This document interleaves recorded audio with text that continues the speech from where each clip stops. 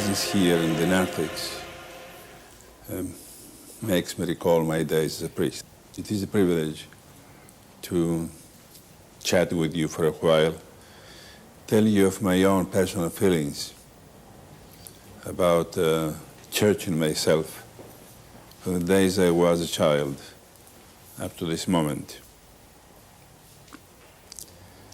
I used to tell Sunday school children what I was told when I was a little boy. That each time I would enter a church, I should feel like finding myself in the presence of God. And unless we feel that way whenever we enter the church, we shall never be able to understand why we have churches and why we enter to the churches and why we worship in man-made buildings or temples. Now you are an age to understand fully, to be conscious of what you are doing. You're not coming here because your parents took you by hand and brought you here. This is your own free choice. You came here in order to find yourselves in the presence of God and also to pray in a direct, silent way as you may choose. Let us now move towards the main church. Because, as you may have noticed, the church is on the third floor. Now this symbolizes again the spiritual levels in faithfuls, in believers' life. We begin with very elementary knowledge of Christianity, and then we ascend little by little onto higher levels of spirituality and of religious knowledge and faith. This church is built in the shape of a cross, and the Byzantine architecture calls for it, because we like to be always in the presence of the crucifix. The shape of the cross calls you also to identify yourself completely with the crucified. It is very hard to worship, you know that, don't you? He doesn't like us to stay here for hours. But even if we stay for just 1 moment, we must present our true self to him and ask his mercy and love and condescendence to help us. It is only then that we can leave the church with such a feeling of gratitude that we can sing all together, E tonoma Kyrie plegimen, let the name of God be glorified. And I would like to tell you something about the main church. It is called Kyrion Somatis Ecclesias, the main body of the church, and you are the main body, not the pews. And then we come to soleas, which word is a Latin word coming from sol or soleil, sun. Because the sun was coming, in Saint Sophia there is no window, not even one small window. All the light comes from the dome through the 12 or 24 small windows. The 12 are for the 12 apostles. If there are 24, there are for the 12 prophets. Because these are the people who brought us the light of knowledge, of Christian knowledge. And all the light in church comes from above, not from below or from the sides. This is why that place is called soleas. Soleas is called that part of the church which is under the dome. And in the soleas, we have the bishop's throne, which is not the bishop's throne, really. You don't see my image or the bishop's image. You see the image of Christ. This is his throne. If we are standing on the steps of that throne, it's because of his condescendence and his love and his mercies. Now you see the pulpit. The pulpit was not there. The pulpit was in the middle of the soleil here. And from the pulpit, the deacon would offer his supplications to God. And from that little place, little pulpit, or vima, the preacher would come out at the end of the reading of the gospel to tell the people what the gospel means today or should mean today for them. The sermon was given always at the end of the gospel reading.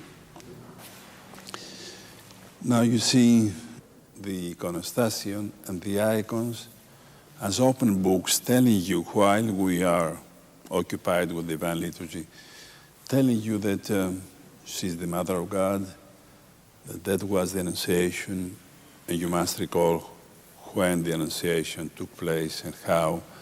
There is the angel Gabriel and Michael, and who these angels are. They're the leaders of the two angelic orders.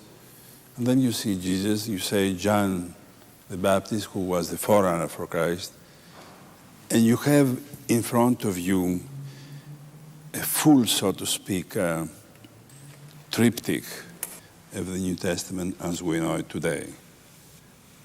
Now, how about the altar?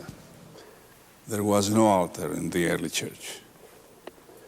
If you visit an old basilica, you will see no altar, because we don't really sacrifice a lamb on that table. Our lamb is Christ himself, and our sacrifice, bloodless sacrifice.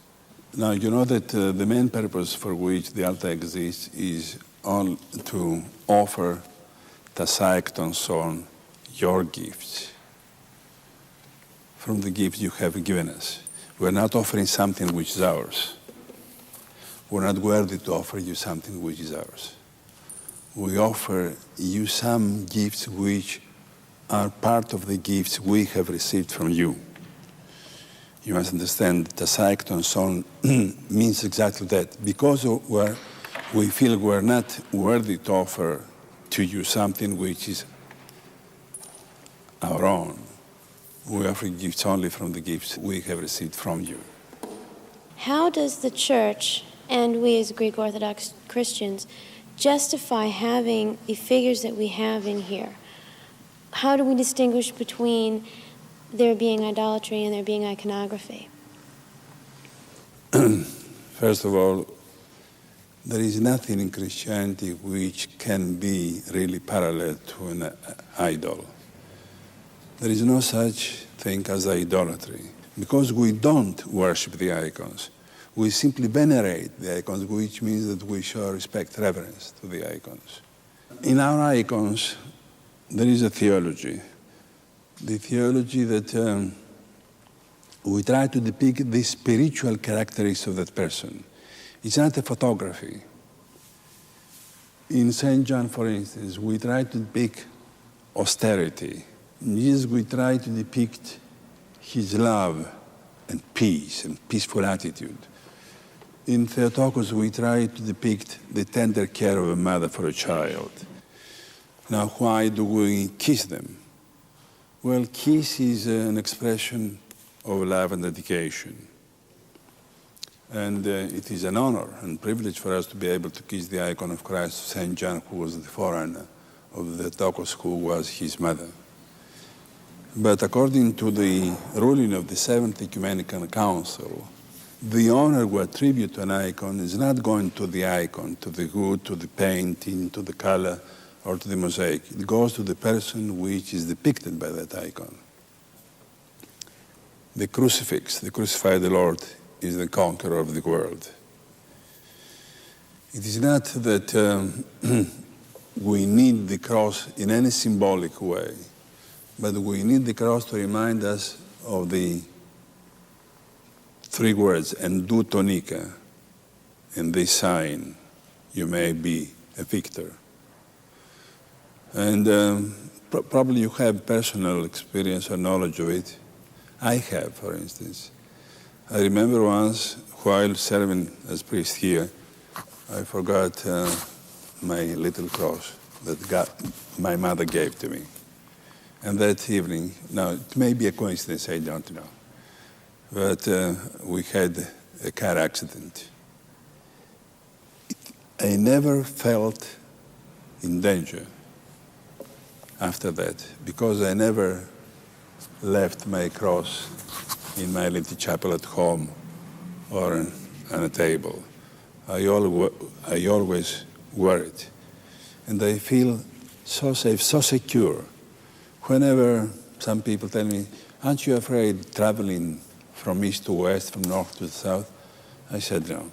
First of all, I carry an icon that I had since my days as a student, since 1927.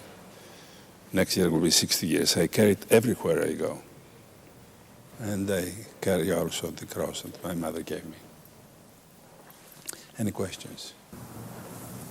Your Eminence, that beautifully embellished box in front of which a candle is always burning. As far as the thing you call box, it's not a box, of course. It is a replica of a church.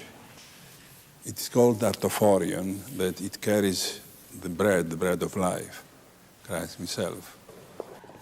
It is unduly too heavy for me to carry. You see, it is in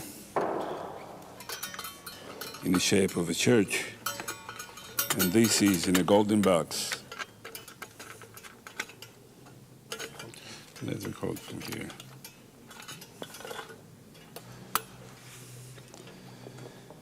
The Holy Communions we consecrated on Holy Thursday, and it is, if we can allow me just to use for parallel, in order to give you parallel, the Roman Catholic Christians give the last rites in form of an oil anointment. We give this Holy Communion because we have a much more important reason. He, Christ said, excuse me for the emotion, but he who eats my flesh and drinks my blood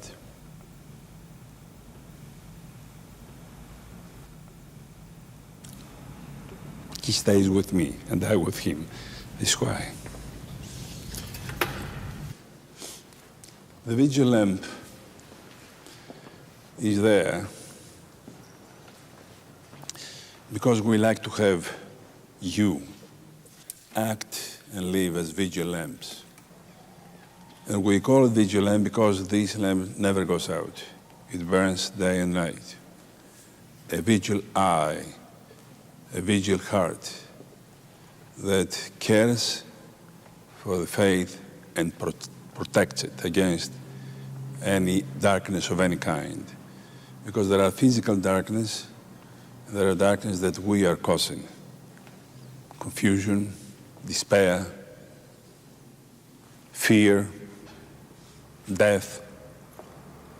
But we believe in the vigil lamp, in the never sleeping eye of God, in the never failing love of God, in the ever alive care and concern of God for each one of us. This is the meaning and the purpose for which we keep the vigil lamp on the holy altar. Well, we call it censer, okay?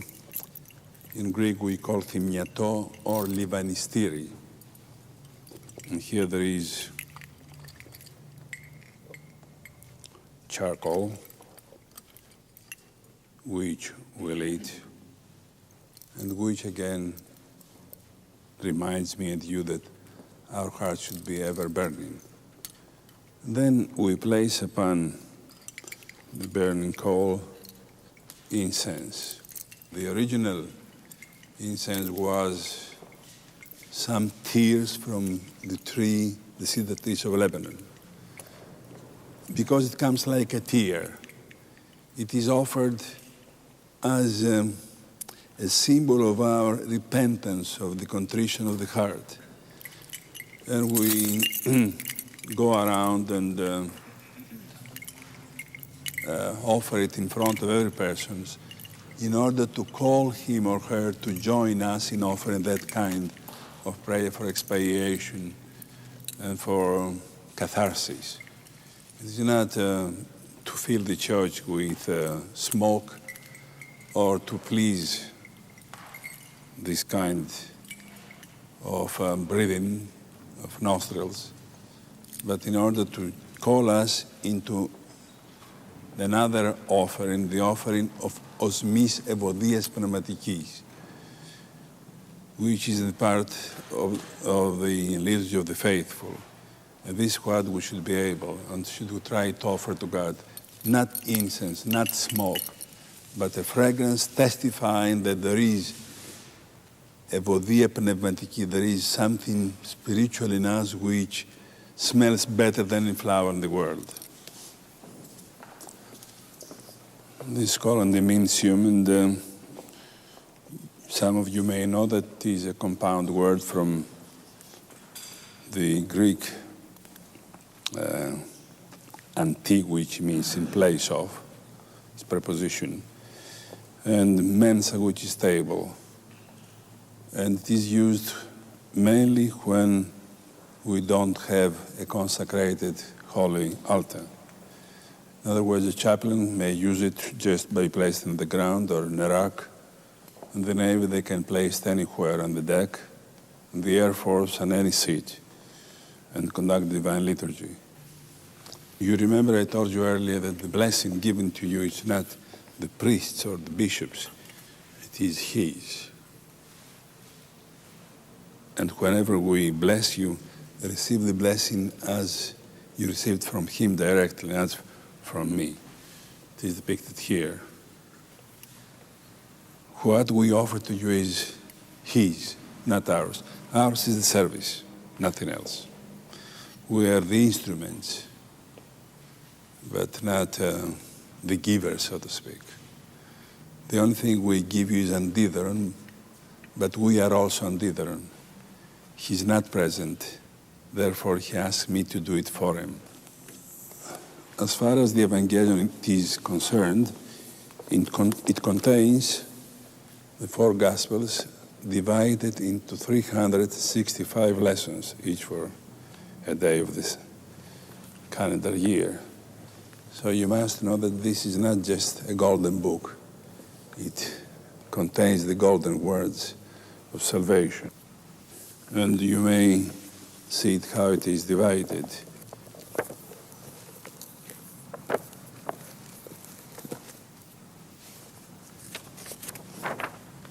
It says here, this is for Wednesday, this is for Thursday, this is for Friday, this is for Saturday, and this is for Sunday. And that goes around the whole year. As I told you, there are 365 lessons to which the four Gospels are divided. And then there is the chalice, the icons of the four evangelists are the ornaments around here, and here is the Mother of Christ, Christ Himself, Saint John the Baptist, and the crucifixion, all alluding to the communion of the human soul with Him who is the salvation itself. When we place the piece of the bread which depicts the cross and the words Jesus Christos Nika, it is like He was born here, and then we place this over it. This is the Star of Bethlehem, and we cover it and we have the whole scene of nativity here. When it comes to cut that piece of bread, we use this, which we call lonchi, sword or spear. And it reminds you of that spear which was used by one of the Roman soldiers when he wounded him. He opened his side, and from that side came blood and water. And this is a communion spoon, which is all gold. And gold, you know, is not transmitting microbes. The gold itself, the metal, not because it is consecrated. And we place a little blood and a little particle of the body of Christ. We give it to you. Now these have a sentimental value for me because it was the gift of St. Louis, Missouri community when I left in September 1942 to come here. And I'm glad that they're kept in good shape. After how many years? 44 years. That was given to me in 1942. And now it is 86. The Orthodox Church has been criticized for decorating its churches too heavily and spending too much money to decorate the church, and that money should go to the poor and those who need it more, not just to decorate a building. I think we should give to God something of His many blessings, that God and Church should play a much more important role and have a much more beautiful place in our lives. Why do you give to the girl that you love something precious? Sometimes, even you don't have the money, you borrow the money in order to give. Why not give to God something which is yours? Nobody forces you to give it. So let the church be a little attractive place, so that your senses, human sense, may be satisfied. Look at the church, and on the roof, and around the dome itself, all need to be repaired. Now the symbolism of it, we have many uglinesses. Why don't we repair them instead of make them appear worse? There are many ugly things we must beautify. And let us start from the church, because if we beautify a church, then we may think of beautifying our souls as well. When people are entering the church, if it is totally repaired, painted again, beautified again, say, what a beauty. And beauty should become one of the greatest influence forces in our lives. Is there a message that you can give us as young adults that we can take to our peers so that we can work towards facilitating the continued existence of the Greek Orthodox Church? I would like to repeat the theme of the conference: grow in the knowledge and the grace of the Lord. This is the message. I have no other message which is more imperative and more needed than this one to this generation, to my generation, because many of people of my generation have never grown in the knowledge and grace of God. Therefore, this is what would be not my message, but my request, that you communicate to your peers the need that we grow jointly, unitedly, in the knowledge and the grace of God. Can you give me and some others some suggestions when we come to worship, what we can do to better enhance our attitude, our prayer, and opening our hearts to receive that grace that you talk about? Let me tell you what a Jewish doctor, an allergist, told me once. I was his patient here in Boston. He said, I know many people from Peabody who are coming to your church, to listen to you. It seems that I was a good preacher. And one told me how good a preacher you are. And I replied, why are you going to church? In order to receive something or to give something? And I think this is what we should try to correct. To the church we come not to receive, but to give. There is another who expects to receive me, to receive his prodigal son. His arms are open upon the cross. Are we ready to be embraced. What are we giving to the church? Just the candle and the $1 or the $2? I think if we go to church with that attitude, to give, then we may receive more. But today we go to church only to receive. And this is not a supermarket. This is a meeting place. And the more you give to a meeting place, the more you get going out of that meeting place. We come to God to give, and nothing less than ourselves. He will never be satisfied with anything else, but when he receives you as you are. And tell him, God, I like to have your mercies, your compassion, your love, your guidance, your light, and he will give it to you. But come in order to give, not to receive. If at the end of the service you feel that they're capable of coming to the Holy Chalice, then you receive the whole world. I think that that has been, and I'm very frank with you, very true, very rewarding experience with me, soul uplifting. And thank you for giving me the opportunity to chat with you in both monologue and dialogue. But I try to give to you not what I know, but what I have lived, and what, by the grace of God, I continue to live. Let us therefore conclude by singing Christos Anesti. Christos Anesti.